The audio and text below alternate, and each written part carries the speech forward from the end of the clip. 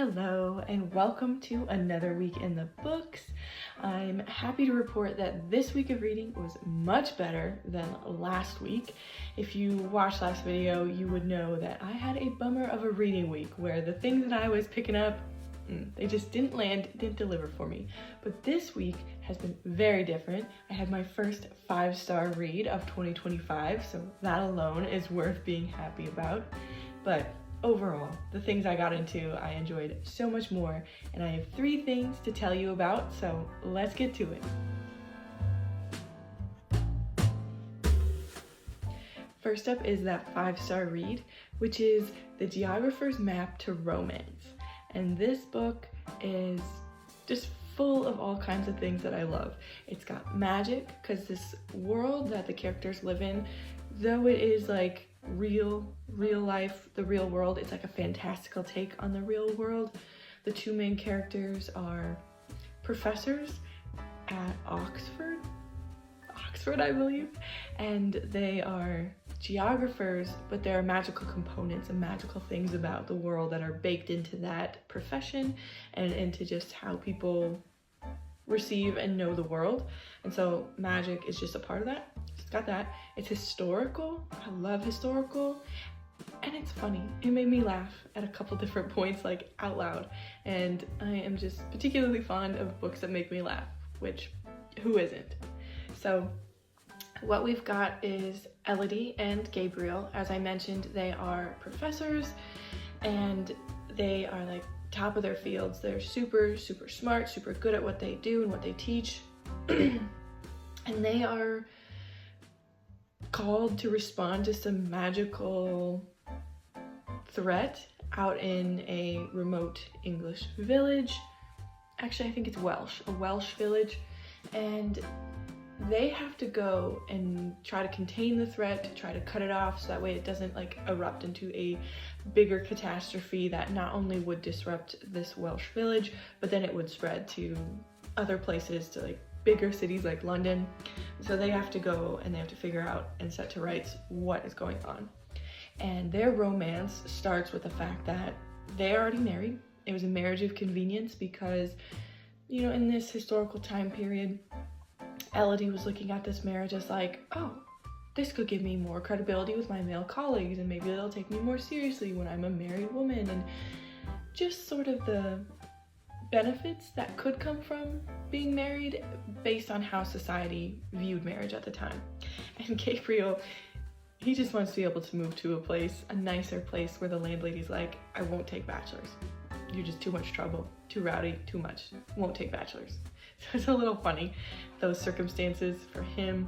And the story isn't trying to take itself too seriously. It's having fun with the expectations of the times and the romance itself.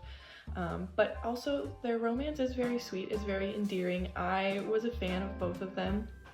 I think that it was just refreshing how much fun I had with it, and that made me love it a lot.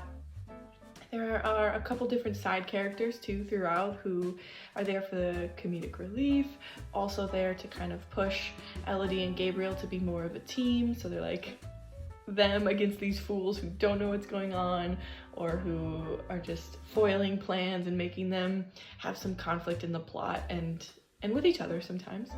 But I like this author's sense of writing and style.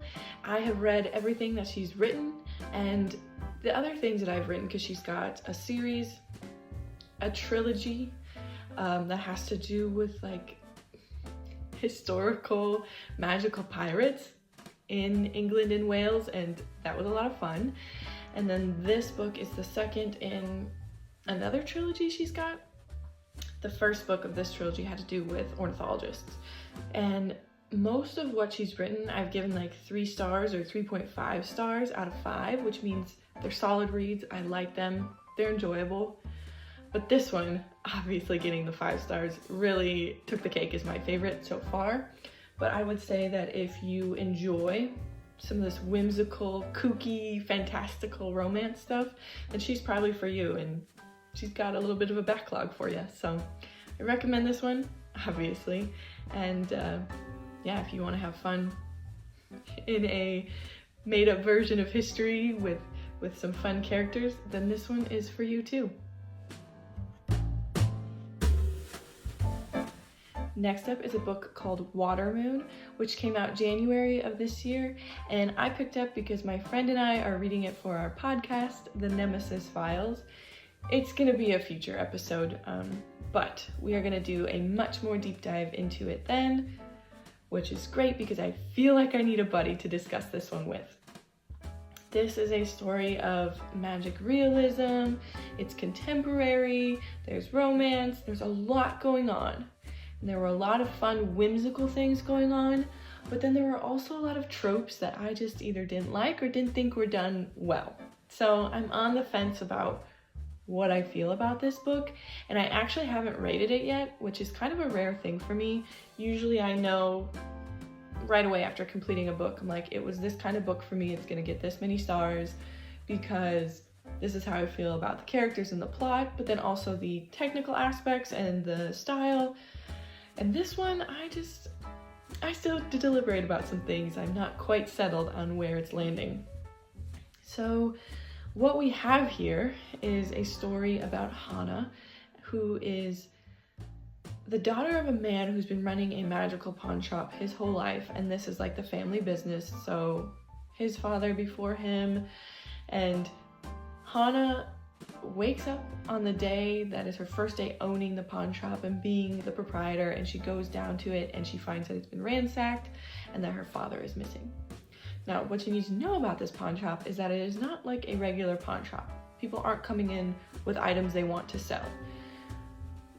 People can't even always find this pawn shop. You have to be like meant to go into it, because otherwise it just looks like a ramen restaurant and you'll go in and you'll get some ramen, versus those people who have something to get rid of, I guess, in a way.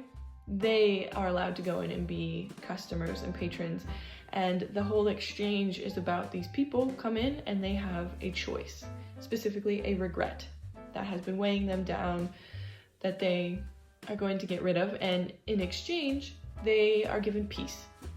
So a choice for peace. That's the exchange.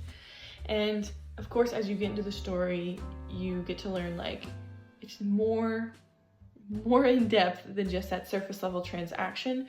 You're like, why are they taking these choices specifically? What are they doing with them? All these questions you get to find answers to as you go. And then there's another character, Keishin. He's the other main character. He comes along on that day that Hana finds the pawn shop ransacked and a choice is missing along with her father, and he offers his help to figure out what happened, what went down, and how do they get the choice back, how do they find Hana's father, all that good stuff. There's romance wrapped up in there. If you are a fan of instant romance, which I am not, that's one of my issues with it, this is for you. And you see them go to all these sort of fantastical realms, meeting characters who have some interesting fantastical abilities. Again, trying to get to the bottom of what happened to my father and how do I restore the choice to its place in our vault so that way like the world's equilibrium remains. Kind of a fun thing. Again, I'm just not sure how it landed with me.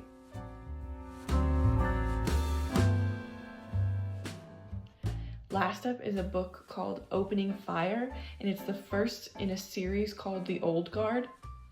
Now this is a graphic novel, and going into it you should know that it is pretty graphic because the premise is like these characters, a specific group of characters are immortal, and I say immortal because yes, the main character, her name's Andy, and she's like 3,000 years old and she can get shot up and her throat could be cut and she can launch herself out of the top floor of a skyscraper and survive the fall.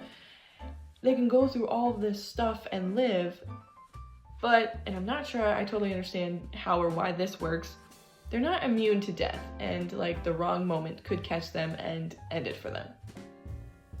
I'm guessing that maybe in the books to come that we will learn like how that is or why that is, I don't know, there are a lot of questions that I have from this first book, but again, it is the first of a series, so I might pick up the second one and see just where this is going, because I did enjoy this story. I read it in one sitting because I was gripped and just hooked, and I wanted to know what was going to happen with this plot. I wanted to know what else I might learn about these characters' backstories, but it did have some bloody, gory scenes for anyone who might pick this up and you want to know that it is a little gory. But I don't know, it read so quickly, and I don't know, I didn't love the art too much for this graphic novel, so I didn't like spend too much time looking at all of the art. It was more for the story and those characters, and I thought that there were some interesting things going on as far as like the cost benefit analysis of living for that long. And these characters, especially Andy, like I said, she's 3,000 years old. She's the oldest of them.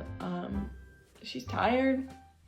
There's been a lot of loss, a lot of hardening of who she is, just because when you live that long, you know what happens with your loved ones who are mortal, and the dilemma that comes with losing and having to keep going. But then a big part of this plot is also that there's a character who has found out that there is this small collection of people who are seemingly immortal. No one is as old as Andy.